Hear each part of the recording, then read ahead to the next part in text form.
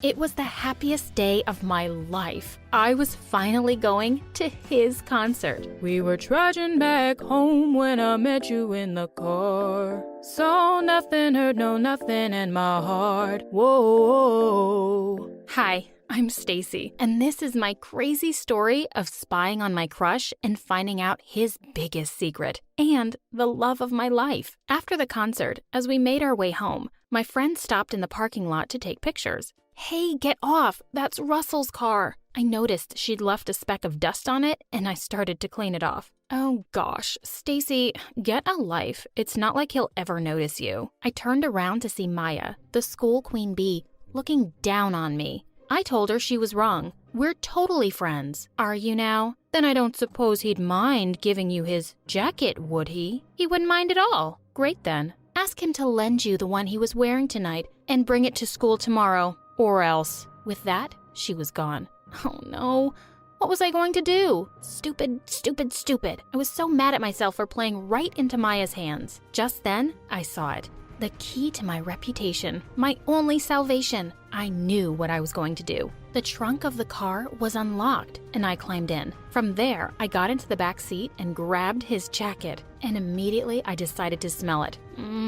It smelled just as I imagined, like expensive cologne and aftershave. I couldn't believe I was in the back seat of Russell's car. I would tell our grandkids about it. Just then, the car beeped. Horrified, I looked outside the window and saw Russell heading towards me. I had to hide. He was too close for me to get out. I had no other option but to crouch down and pray he would just take something and leave. To my utter horror, though, he got into the car and started to drive. Oh no, I was sure I would get caught now. Just as I was thinking of letting him know I was in his car, he got a phone call. Hey baby, I'm on my way to pick you up. Can't wait to spend the weekend with you. I felt my heart drop. Russell had a girlfriend. I should have known. Someone so perfect couldn't possibly be single. From the conversation, I learned he was going to a cabin just outside of town with his girlfriend to spend the weekend. Then something even worse happened. Russell put on some music and started singing. That voice was not Russell's. Well, it was Russell's, but it wasn't his onstage voice. His onstage voice sounded like all the angels had come together to throw a rockin' party. This sounded like a walrus dying and giving birth at the same time. While I was still reeling from the discovery that Russell was nothing but a catfish, he received another call. This time, he didn't answer immediately and held his breath. I could tell, even from my hiding place, that he was tense. When he finally answered, the voice at the other end sounded robotic. You got my money? The turnout at the last event wasn't as big as I'd expected. I'm a little short. I need some time to figure it out. You have until Tuesday. In the back seat, I was freaking out. I'd only wanted a stupid jacket. I did not want to know my future husband was a catfish who couldn't sing to save his own life. And he was involved with criminals. Finally, Russell started slowing down and pulled the car to a stop. Thank God. Maybe he'd leave and I could get out. Just then, he reached over to the back seat to get his jacket and jumped when he touched me instead. Not quite the electric moment I'd imagined our first touch to be. Who the hell are you and what are you doing in my car? Before I could even say a word, he glared at me. Stay down and don't even breathe. The car door opened and his disgustingly gorgeous girlfriend hopped in. Then he started making out with her. This was just getting better and better. After what seemed like forever, he started the car and his girlfriend asked him to sing for her. Babe, we've been over this. I've told you that singing for you makes me feel cheap. I don't want to ruin the beauty of what we have. What nonsense. Finally, we reached the cabin. I was thrilled when they got out, but my problems weren't over. Just as they got out of the car, someone else got inside the car. The person started singing along to the songs that had been playing before, and I almost passed out. It was an angel's voice. This was Russell's onstage voice. Who was this guy? Oh God, cramp in my leg. I let out a small scream and the car came to a screeching stop. Who are you? Why are you in my car? How many cute boys were going to ask me that today? And boy, this one was a hunk. I'm from Russell's school. This is all just a mistake, okay? Please don't tell anyone. He looked a bit worried. You heard me, didn't you? I won't tell anyone. I just want to go home. He nodded slowly and started driving again. We got to the cabin. He got out, and I waited for a minute before opening the door. As soon as I stepped out, I was pushed to the ground. Glaring down at me was Russell. come inside. We need to talk." A huge bodyguard outside gave him a slight nod, but completely ignored me. The other guy, the real singer, was nowhere in sight. Russell led me to a private room and turned to me angrily. "So, they sent you to spy on me. Who set you up for this?" "Russell, I have no idea what you're talking about. I wasn't spying on you. I was just trying to steal your jacket. But it was a dare. Maya dared me." He didn't look convinced. Just then, his girlfriend showed up and accused Russell of cheating on her, but he told her to shut up. She just stared at him in shock. "Which one of you is involved in this? I need to know right away. I'm sick of this drama." She looked just as confused as I felt, but Russell locked the door. He said nobody was leaving the cabin until he knew who was blackmailing him. I told him I didn't know anything and begged him to let me go because my parents would be worried by now. His girlfriend started crying and asking him what was wrong. Then she turned to me. "You witch, what have you done to him? He's never talked to me this way before." Just then, the door flew open and a man walked in. "What's going on here?" Russell jumped. "Dad, it might be one of these girls." His dad quickly interrupted him and laughed. "You didn't tell me we had guests over? I'll have arrangements made for them." He ordered the butler to have rooms set up for us for the night since it was too late to go back. A while later, while we were having dinner, Russell kept staring daggers at me. Apparently, he no longer doubted his girlfriend because she kept giggling and blowing kisses at him. Dumb bimbo. His dad turned to me and asked me how I knew Russell. But before I could say anything, Russell yelled, "She knows! She knows!" Immediately, the color drained from his face and he jumped from his seat. "You good-for-nothing moron. You told her? Does the other one know too?" He turned from Mr. Nice Guy into a monster in seconds. He started yelling at all of us and ordered me to go to my room. I had to get out of there first thing in the morning. As I ran out of the room, I bumped into someone and fell down. "Oh, hi, it's you." He quickly shushed me and pulled me up. "Hey, yes, it's me. But don't let his dad know you know me." He was still holding my hand, and I was pretty sure I wasn't imagining the sparks between us. Just then, Russell's sister burst in. "What the hell do you think you're doing? Get away from him." "Hey, chill out. She fell, and I was just making sure she wasn't hurt. I'll just show her to her room." I could feel her eyes drilling holes into my skull as I walked away quickly. On our way up, he introduced himself as Aaron. He said he was the son of the butler. Russell and I, we grew up together. We used to be great friends. Just as he was about to leave, the power went out and I screamed. I hated the dark. "Aaron, are you still here? Oh my God, don't leave."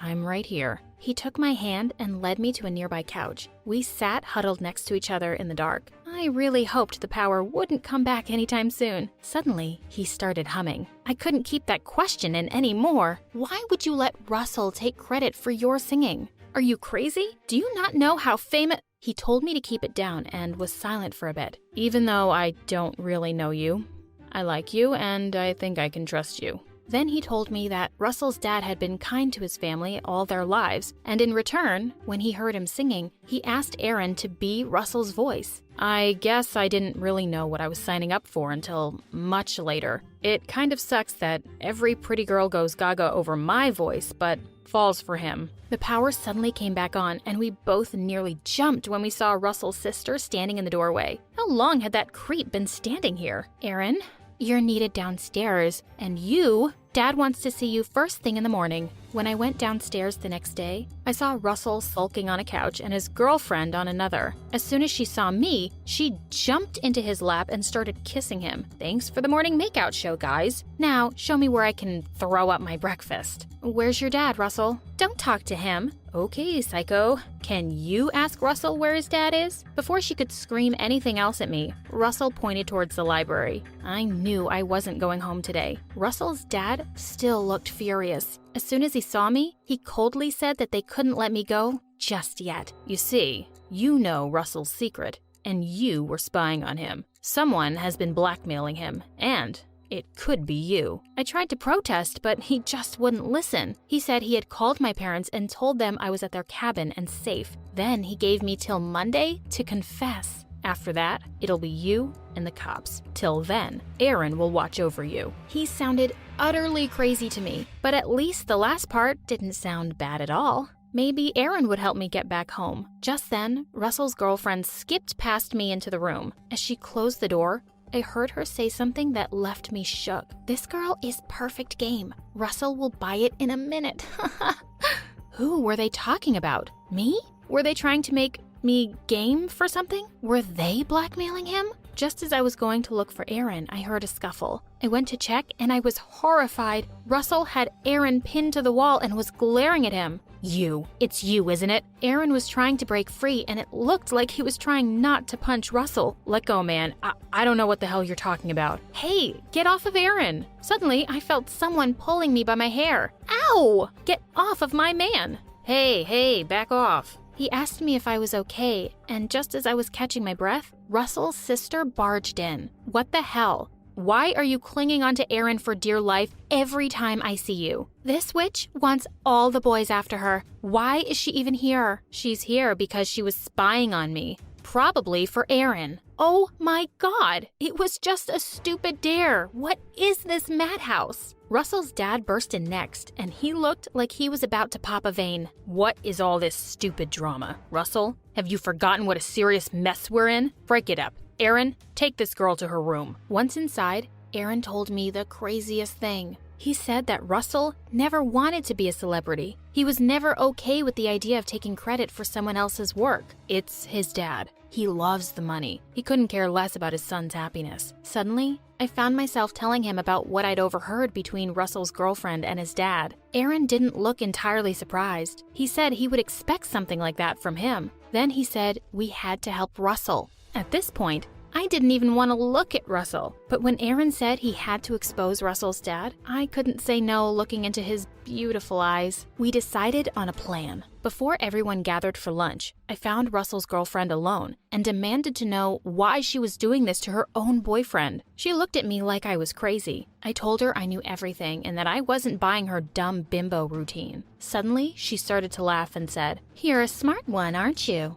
I'd been hoping she would admit to something, but she just shut up until Russell came in and then she jumped into his arms. Dang it! I turned off the recorder. I went looking for Aaron and found him in the kitchen. No luck. I couldn't record anything. It's okay. You're smart enough to catch her another time. Then he pulled me in for a kiss. I was thrilled and I kissed him back. I knew it. Russell jumped from behind the fridge. I knew the two of you were plotting something behind my back. We both tried to explain, but he wouldn't listen. He said he knew neither I nor Aaron could be trusted. Suddenly, I lost it. I flew across the room and slapped him. Will you please just shut up and listen? He nodded, stunned. Then Aaron and I told him about what we'd heard. He looked at us in shock and screamed. He ran to confront his dad and his girlfriend, while Aaron and I followed. I don't trust any of you. Not you, not you, not you, and certainly not you. He said he knew whoever it was in the room. Aaron and I swore we hadn't done it, while his dad simply asked, how could I ever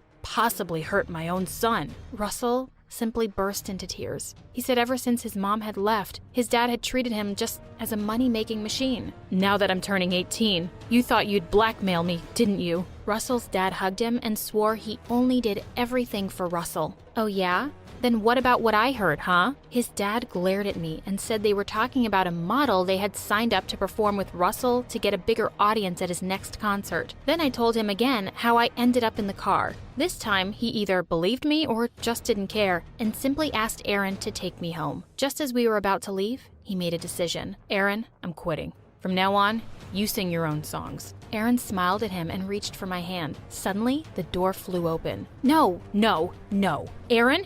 How could you possibly be with her after everything I've done for you?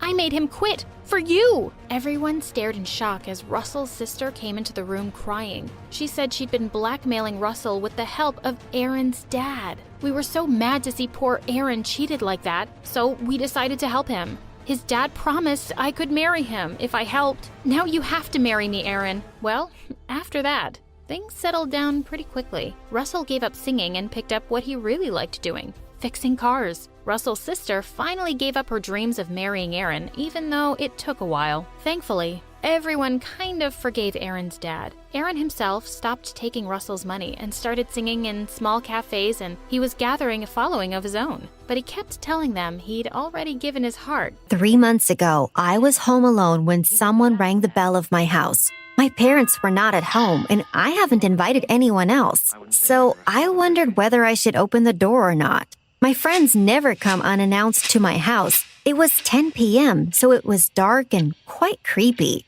Yet, I was extremely curious to see who came to visit me late that night. Finally, I decided to check who it was. I opened the door and saw a young and especially handsome man. I was stunned. I truly believed that this was the mysterious prince that I have been waiting for all my life. In just 2 minutes, I came up with hundreds of theories of why he is here. Can you relate to the imagination of a 20-year-old single girl? Nonetheless, I wasn't able to say a word. I was overwhelmed by his tall figure and deep blue-eyed look. So we both were just looking at each other. And you won't believe what happened next. Before I continue my story, I'd like to remind you to like and subscribe to My Story Animated to follow the rest of my adventures.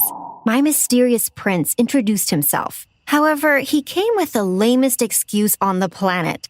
He said, "Sorry to bother you, but my tire blew out. Are you alone or is there anyone that may help me?" I guess he was referring to my dad or another stronger figure. Anyhow, here's when I got scared. Reality hit me and I suddenly became aware that he can rob me, kidnap me, or even do something worse. And I am sure that he noticed the change in my attitude. I was as pale as a cloth. To calm me, he took a step back on the porch and decided to spill the truth. He said, "I'm not going to hurt you, but I need you to listen to me." I was about to slam the door in his face, but something kept me waiting. So I decided to hear what he had to say. He began the story by explaining that he was looking for me for months. However, he didn't want to scare me, so he came by as a random stranger at my door. I almost fainted when I heard this. Was he a maniac? A psychopath who has followed me for a long time? No, he was my long-lost brother.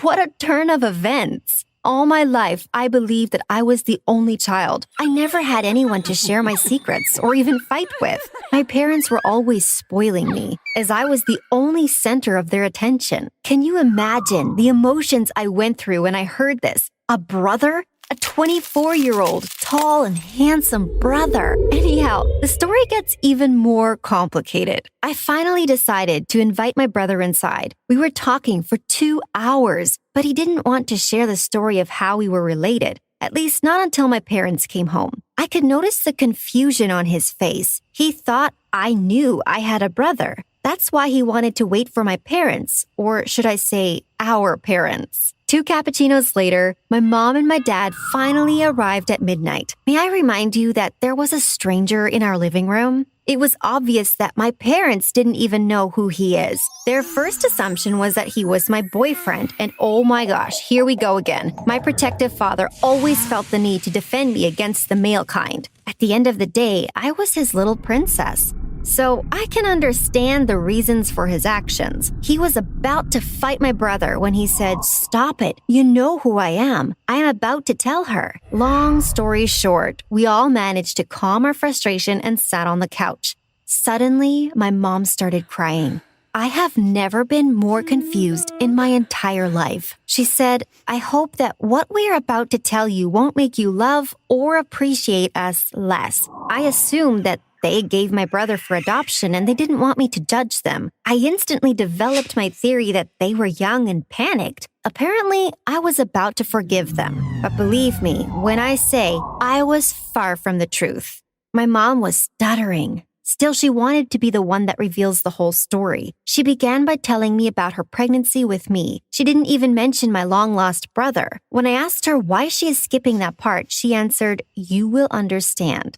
Apparently, there was an earthquake on the day when I was born. Can you guess how this justifies my newly discovered brother? Well, neither could I. To be more specific, I was born in our local hospital. My mother was struggling for days before I decided to come out. Obviously, I was indecisive even in the womb. It's a characteristic of mine that explains many actions I have taken in my life. Anyway, I was born in June. On this particular day, 16 other babies were born in the same hospital. It's not many, but as I said, it's a small town. And I should be lucky that there weren't more babies at the moment. I know it sounds confusing, but you will understand when I finish the story. During the conversation, my mom told me, as you already know, all babies look alike. Can you imagine my shock at the moment? My own mother couldn't tell me apart. Did they switch me with another baby in the hospital? And does this explain my long-lost brother? Well, I wish it did, but the reality was far worse. When my mother gave birth to me, she held me in her hands. Like any other mother, she wanted to smell me, to hug me and hold me tight. My father was right beside her during the whole journey. They were thrilled that they had a daughter. All their lives, they dreamed of having a girl. That's why I am as spoiled as I am. They truly gave me everything I ever wished for, from the fanciest clothes to the most expensive toys. But that's not what makes my parents special. They have always listened to me, dedicated their time and full attention to my concerns. And my mom and dad love me unconditionally, and they always will. So what could have happened on my birthday to make my mother so anxious? Is there anything that can stop me from loving them for a lifetime? Back to the story. My mother had to give me to the medical nurses. Then I was placed together with the other babies. This is the usual hospital procedure, so I still couldn't spot the problem. But as I mentioned before, there was an earthquake at the hospital. The important fact is that everyone survived this disaster. There were no victims in the accident. Well, except the sacrifice of the truth. I and the rest of the 16 babies were tangled together and transferred to a safe place. The issue is that the hospital didn't keep good track of our identities. There weren't any available DNA tests at the moment, so they decided to keep this as a secret. For years, the parents weren't aware of this issue. All that time, they believed that the hospital gave them their baby. More specifically, there were 10 female and 7 male newborn babies. After a few years, the truth came out. But it was already too late. The parents have developed strong relationships with their children. My parents didn't want to put me through such a stressful situation from a young age. After all, they loved me as I am their own blood, even if I was not. As shocking as it sounds, I was then made aware that I have 10 mothers. Both my mom and my dad burst into tears. My mother started cursing my new brother. She started yelling and asking why he came. She was 100% convinced that I will blame them or even leave them as complete strangers. But she was wrong. I didn't blame my parents, not even for a second. I was just shocked by this new information. Can you imagine finding out that you have 9 more mothers, 9 more fathers, and a whole bunch of brothers and sisters? Of course, I am speaking hypothetically. I know that I can only have 1 mother and 1 father. But who are they? Are they the people I have been living with my whole life? Or are they people from a different culture, individuals with other values and daily habits? No matter the case, I wanted to meet them. I cannot imagine what my mom and dad were feeling at that moment. Maybe they thought that I would leave them for my real parents. Little did they know, I have always seen them as my only family. Now, back to the story of my long-lost brother. I'm sure that you are questioning why he was looking for me. His adventure began when he met a girl at the same age as his sister, or the girl he was living with. At this stage, we're unaware of who is related and who is not. When he met the girl, he instantly felt a connection. They started talking and bonding. After a while, he discovered that she was born on the same date and in the same hospital as his sister. It was simply too big of a coincidence. He spent months on research and he came upon the hospital's secret. Then he decided to face his parents with the truth. He asked them whether the girl living with him was truly his relative. Even though this was a well-kept secret, his parents decided to reveal the story. Like my parents, they were also introduced to the problem several years after my birth. It was at that particular moment when my brother promised to spread the truth to all 17 babies. He didn't want to participate in this huge manipulation. So instead of keeping us in the dark, he was dedicated to uniting us all. Allegedly, I was the 8th girl baby on his list. He tracked us all and had this difficult conversation with each family. It is little to say that he was our hero. However, I cannot explain how I felt at the moment. It was honestly chaos of emotions. I felt anger, sadness, happiness, but ultimately I was thankful for the truth. But what path should I have chosen? I couldn't decide whether to ignore the facts or go looking for my biological parents. I was 20 years old, and I had no idea who I was, where I come from, and who are my parents. These past 3 months have been a roller coaster of emotions. Now, you're asking yourself why I didn't immediately take a DNA test. It sounds really simple, but you wouldn't feel that way if you were in my shoes. My parents weren't the only ones who were frightened of the truth. I thought that once they discovered that I'm not their child, they would abandon me. At the moment, I was scared of reality. It was easier to ignore the issue and live in a world of my own. However, there is an end to every fantasy. The ultimate question that determined my destiny was, what if I fell in love with a relative? What would happen if I met my long-lost brother on the street? Well, I would be unaware that we were associated with him. And at this age, one thing leads to another. No one can guarantee my safety if I choose to live in a bubble. So I decided to be brave, to discover my roots and true identity. I wanted to know which of the 10 women is my biological mother. I must admit, it wasn't easy taking the test. Both I and my parents went through a tough period, and you will not believe what I've discovered. My whole life was a lie. These people I have been living with for the past 20 years weren't my biological parents. This means that I may have a brother or a sister that I am unaware of. It was then that I knew I had to take action. I instantly called a brother that visited me. He had the contacts of most babies born in the local hospital on the same day, many of which made DNA tests and confirmed the relationship to their parents. Anyhow, he didn't manage to find all female babies. One of them was nowhere to be found. As lucky as I am, it was probably the baby I had been switched with. So, what was I supposed to do now? My parents were supportive of my actions. They wanted to meet their child as well. But as I mentioned before, my mother took this worse than I thought. She started struggling with anxiety and depression. Each day when I left the house to look for my biological mother, I felt that I was breaking her heart a little bit more. Each day that I came closer to the truth, I moved farther away from my mom. So once again, I had to choose. As people, we make numerous decisions each day. This is what makes us different. This is what builds our personality and overall image. Everyone says that as you age, you face more delicate decisions. As you age, your problems become bigger and your childhood concerns seem funny to you. Nonetheless, I never thought that my life would turn into a tragedy of this type. I never thought that reality may be as harsh as mine. You wouldn't believe what I have discovered. I was searching for a long time. I went to the hospital. I went through all town records and social networks. I did everything in my power to find my family. I wanted to meet the girl that has been living my life for the past 20 years. I wanted to see what I have missed and what I have taken from her. Finally, I got a call from the local police. And yes, I have involved them in my case as well. Ultimately, they have found my family. I had an open conversation with my mom. I told her that she will always have a special place in my heart. She has and will forever remain my mother. In the end, she understood why I had to take this step. So we decided to go to the police together. We were both ready to face the truth. We thought that the story couldn't get worse, but when we got to the police, we heard the most heartbreaking event of a lifetime. Both my biological mother and the girl I had been switched with were in an accident 3 years ago. It was reported to the police, and that's how they tracked them. I think you already understand the disastrous end of my narrative.